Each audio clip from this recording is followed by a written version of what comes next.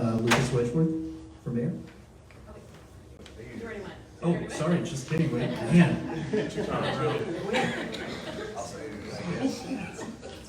Okay, so now we are moving on to question 7. I'm going to preface this question a little bit because, as some people here know, Denton Matters was created to fight the gas plant. And it's more, it was originally created more with the focus on environmental matters and things of that nature. So, during that fight, one of the main concerns that we had brought to council was that the hundreds of millions teetering towards $1 billion of debt of the gas plant plus upgrades brought to the ratepayers via revenue bonds, and the concern that this would eventually be rolled into a general obligation bond in which the taxpayers would be responsible for. That would basically be moving the burden to the taxpayers and making property taxes higher eventually. So that is nothing that's happening at this time. However, in 2021, many people may not know this, but Fitch actually downgraded Denton CME bonds to an A, down from an A+, because they had concerns over the next few years after that they would struggle to pay it because we were over leveraged. We know, everyone should know that gas on the market, gas prices are volatile. When gas prices are high, our gas plant and the money coming in from it does very well. When gas prices are low, as we understood in the first few years, we lose money on the gas plant. So this is something that originally, as a group, we had expressed to council. Now, to the question. Citizens were recently notified of the significant increases in their upcoming utility bills at a 22.5% increase, in part because of that debt and also that of Winter Storm Uri. This is the equivalent of receiving an extra utility bill 3 times a year. What are your plans to alleviate the growing financial burden on citizens who call Denton their home while hopefully not increasing risk in our portfolio? And yes, and it's Erica Garland running for place 5. So maybe I got ahead of myself on one of the previous questions, but this is something that is going to hit a lot of people. A lot of people are everybody's going to be affected, some more so than others.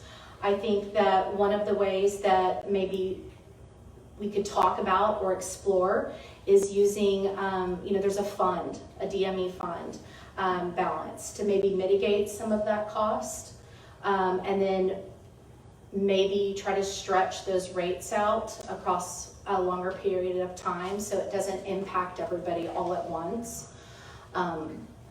We've definitely been fortunate that our electric bills have been lower than everybody else's, so we kind of knew this was coming, but it's definitely going to impact people, and so having those conversations, exploring what options the city might have is going to be critical. Thank you. Okay. And now we have Brandon Chase McGee, place 5 incumbent. Would you like me to repeat the just a question? No, thanks. Okay. We just did this at our last council meeting, and I'm going to say it was a tough vote for me. Looking around at some of the faces of my colleagues in the diocese, it was a tough vote for all of us. We've been delaying this as long as possible. The truth is that DME had not increased rates for 7 years, while most other municipal-owned power plants increased their rates. DME didn't. We have excellent leadership, and that is due to the city manager and, of course, the general manager, Tony Puente. But we also understand the rising cost of energy. So we cannot touch the DME fund. We cannot do that. And here's why we can't do that. If we get in another really precarious situation in the summertime where we have any number of days where the temperature is over 100 degrees even after dark, and we need to buy more energy, decreasing that fund balance is going to make it very difficult for us to do that. Then we might have to have another mid-year rate adjustment. We don't want to do that. That's a really bad idea.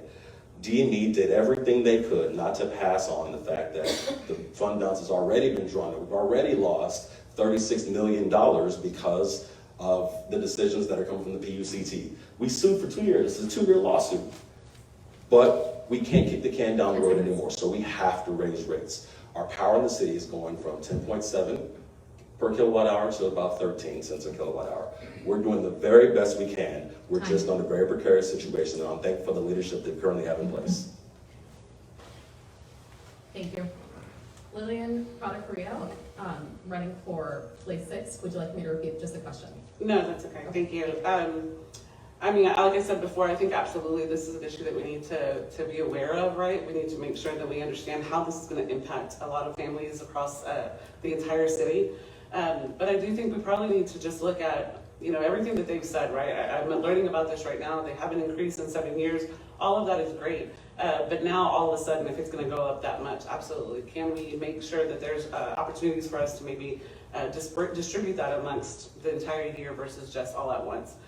The other thing that we might want to look at is just other things that we can do, other incentives that we can do to make sure that homes aren't using so much energy. One of the things I had a meeting with Mr. Ed Soph, right, and he mentioned even something like white roofs. That might be an option for some homes, you know.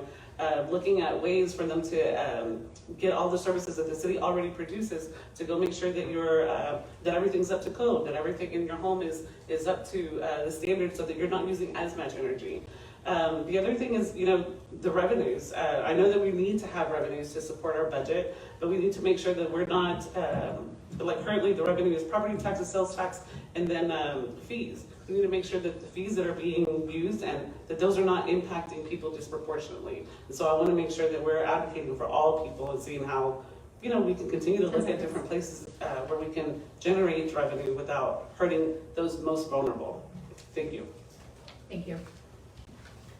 Okay, Jill Jester, running for place 6. Hi. First of all, I want to say this is huge, and this is going to hurt a lot of people. And I think that this is something that's really big. And as someone that was a history major in college, I think it's important that we look back to see how we got here. I understand that energy in general is a risky endeavor. But I do think it's important to look back to see how we got to where we're having such a large increase so that in the future, where we should be concentrating on, that this doesn't happen again. I think that we should continue to look at varied sources to ensure that we are doing everything we can for all the different types of people, single people, families, all of those that could be at risk now because of this raise. But I also think that you know, council has made some hard choices that had to be made. I think we're lucky to have our own DME that we own and that we have citizen input, that it is a nonprofit, that any profits that are made are going back into those accounts trying to do better, and that potentially we should have some kind of savings account in the future for any revenues so that when and if something like this happens, we're better prepared to help mitigate the damages. Other than that, I would say we need to look at to the experts, people that have studied this and what other cities have done to try to, again, mitigate those damages in the future. But I certainly understand that this is a very big deal and understand that hard choices had to be made. Thank you. Thank you. Okay, and Gerard Hudspeth, Mayor, Incumbent. Yep, if you could repeat the question for me, please. Of course. Citizens were recently notified of the significant increases in their upcoming utility bills at a 22.5 increase, in part because of the debt of the gas plant and also Winter Storm Uri. This is the equivalent of receiving an extra utility bill 3 times a year. What are your plans to alleviate the growing financial burden on citizens who call debt in their home while hopefully not increasing risk in our portfolio? Okay, thank you.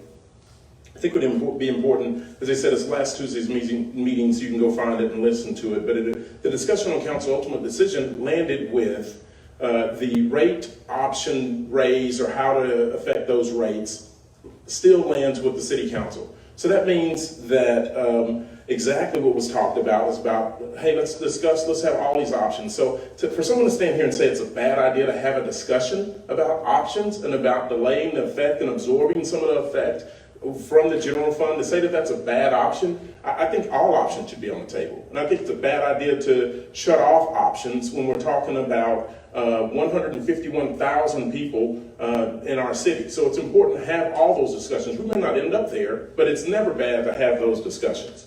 And then to clear up something, the PUCT rate case is absolutely the culprit here. And it's been going on for a couple of years. $36 million came out of our budget straight away. And then now you have to then replace that because we don't have profits. We run as lean as possible. So you take away $36 million mid-year, we have to put that back to make everything go. And so that rate case has been going on a couple of years. But the lawsuit to challenge that rate case is new. So there's just a lot of different steps. And I would encourage anyone that has questions about this, reach out, schedule a meeting with the city manager, sit down, go through those numbers, understand it for yourself. You all have access to them, and that's important. But I just say it's all best practices is what we have to do. Lots of options because we talked about it. Climate change affects erratic weather patterns. We have to be ready for anything. No one was planning for Winter Storm Uri. It just dropped in our lap. So we have to be ready for the next thing, and that's having multiple options. Thank you. Thank you. Okay, Lucas Wedgeworth, running for mayor. Would you like me to repeat the question, Lucas? Yes, please. Okay. Citizens were recently notified of significant increases in their upcoming utility bills at a 22.5% increase, in part because of the debt of the gas plant, but also because of that of Winter Storm Uri. This is the equivalent of receiving an extra utility bill 3 times a year. What are your plans to alleviate that growing financial burden on citizens who call Denton their home while hopefully not increasing the risk in our portfolio? Well, I would say as a single father of 3 kids and a public educator, it hit me really hard. And when I say, it hit me really hard, I barely made it through last summer with some of the electric bills that I had. And I understand that there are complexities to this matter and it can't be resolved easily, which is why we need to have a holistic approach of focusing on working class families.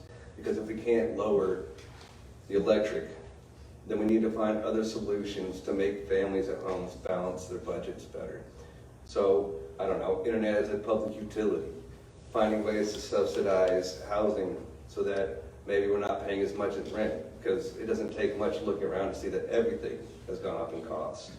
And if we're not trying to find solutions that involve families of, working class, poor backgrounds first, we're going to see this struggle continue, and it's going to get worse, and it's going to hurt families more and more the more we let it slip through our fingers. We have to make sure that at all times we are valuing and trying to find ways to subsidize our working class neighborhoods and our families so that we can at least find alternate solutions around, like for instance, the rate on electricity. It doesn't have to be that, that can't be fixed, we have to give up. There are other ways. We can find other avenues outside of electricity to help people balance their budgets in a way that lifts up our working families. Fine.